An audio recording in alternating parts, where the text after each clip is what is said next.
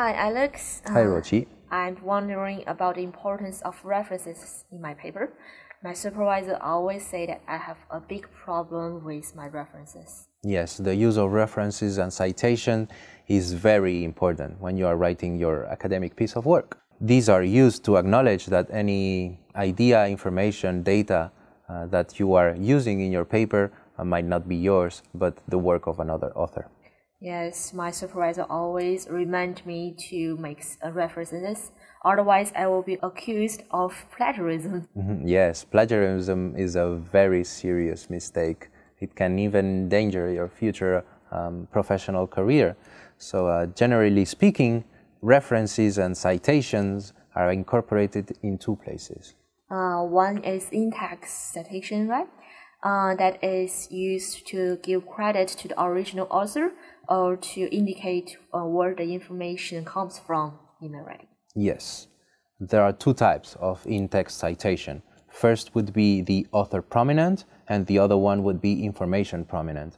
So in the author prominent, we would write the name of the author followed by the year of publication of the work we are using in this case in brackets. And after that, following that, we would write the information we are extracting from his work, the quotation or paraphrasing of his work.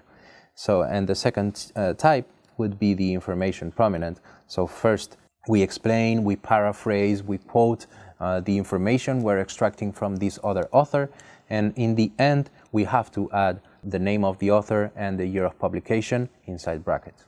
And if what I cite is written in several different articles, which one should I use? You must find the higher quality journal. So if you have different sources, you should find which one of them has been published in the higher quality one. Also, you should prioritize always primary sources. Oh, now I know why my supervisor always think my references are unacceptable. Another thing is the reporting verb. So there are some verbs that are used for these cases, for referencing and citing. For instance, we have the verb to clarify. That is, for example, this article clarifies, etc. Here we are using clarify as a reporting verb. So what are the frequently used ones? Well, it would depend on the mood of the paper you're writing.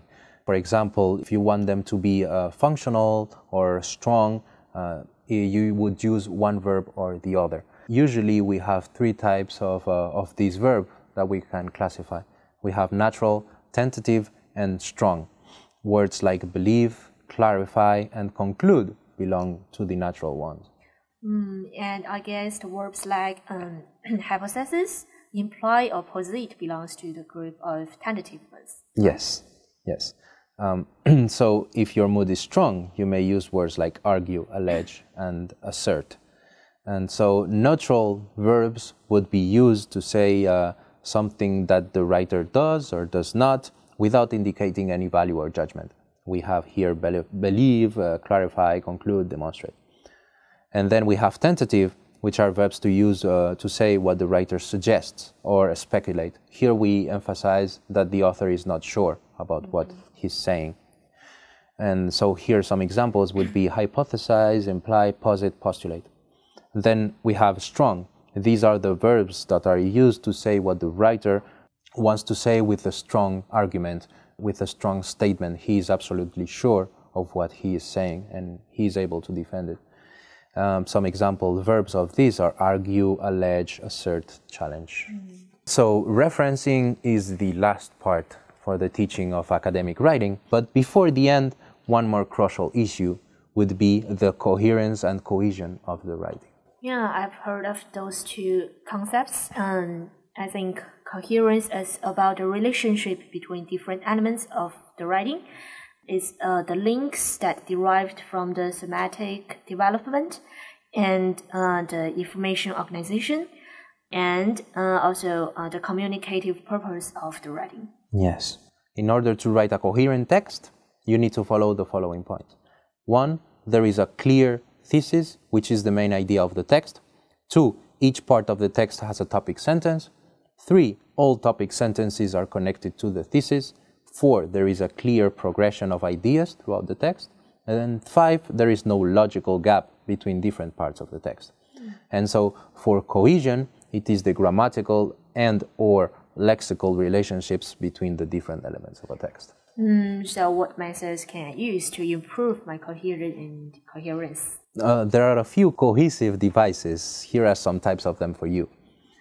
Transitions and linking words, repetition of keywords, referencing words, pronouns, and parallel sentence pattern. Yeah, I'm learning a lot. I think these are all practical skills. I'm happy to hear that, and I hope that you will grasp them and be able to learn them. I will try my best. Thanks a lot. Thanks to you.